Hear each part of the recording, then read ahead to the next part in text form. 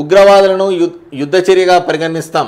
బాధ్యతారహిత పాకిస్తాన్ చేతిలోని అణ్వాయుధాలను భద్రతపై ప్రపంచం దృష్టి సారించాలి. భారత రక్షణ మంత్రి రాజ్నాథ్ సింగ్ వెల్లడి. పాక్ అణ్వాయుధాలను ఐఏఏఈ పర్యవేక్షించాలని సూచన. పాక్ అణ్వస్త్రాలపై తీవ్ర ఆందోళన. ఆపరేషన్ సింధూర్ అనంతరం తొలిసారిగా జమ్మూ కాశ్మీర్లో ప్రకటించిన కేంద్ర మంత్రి రాజ్నాథ్ సింగ్.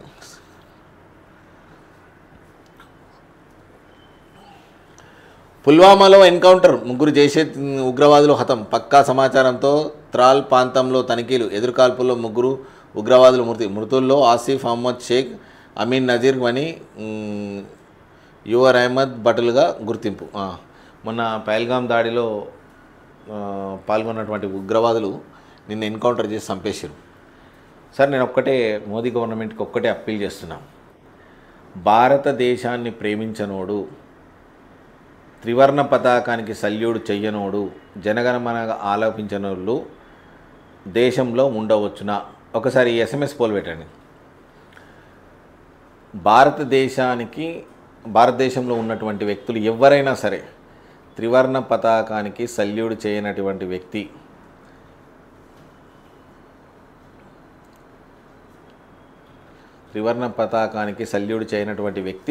దేశంలో ఉండొచ్చా? ఒకటే చెప్తున్నా మోడీ గవర్నమెంట్ కూడా, నిన్ను నమ్మి 3వసారి ఎన్నుకున్నటువంటి దేశ ప్రజలు చాలా బాధ్యతాయుతంగా 3వసారిగా బీజేపీ అధికారాన్ని కట్టబెట్టారు దేశ ప్రజలు. సో ఆ దేశ ప్రజల నమ్మకాన్ని వమ్ము చేస్తూ హిందువుల మనోభావాలు దెబ్బతినే విధంగా పార్లమెంటు సాక్షిగా జై ఫాలస్తీనా అన్న వ్యక్తిని,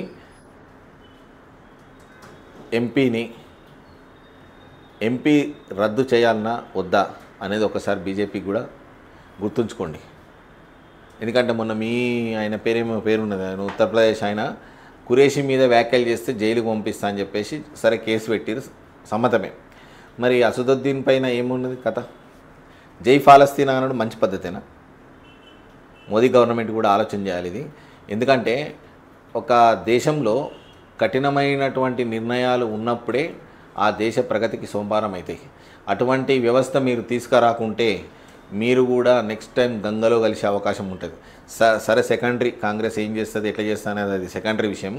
ఒకవేళ మీరు కఠిన నిర్ణయాలు తీసుకోకపోతే పరిస్థితులు మిమ్మల్ని కూడా భూస్థాపితం చేసే అవకాశం ఉంటుంది. ఇప్పటికైనా వ్యవస్థలో సమూలమైనటువంటి మార్పులు,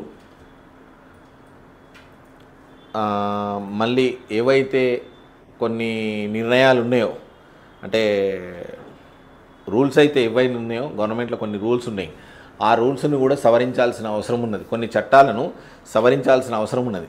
ఆ చట్టాలను సవరించకపోతే కూడా ఇబ్బందులు తలెత్తే అవకాశం ఉంటుంది. అటువంటి పరిస్థితులలో బీజేపీపై నమ్మకంతో ఓటేసినటువంటి యావత్ భారతదేశ ప్రజలు ఇప్పుడు ఆసక్తిగా నరేంద్ర మోడీ ఎటువంటి చట్టాలను పునరుద్ధరిస్తాడు, భారతదేశానికి మేలు చేసేటువంటి చట్టాలు ఏవి అని చెప్పేసి భారతదేశ ప్రజలు వెయిట్ చేసి చూస్తున్నారు. ఒకవేళ ఇందులో నరేంద్ర మోడీ ఫెయిల్ అయితే నెక్స్ట్ టైం బీజేపీ అనేది కూడా భూస్థాపితం అయ్యే అవకాశం ఉంటుంది.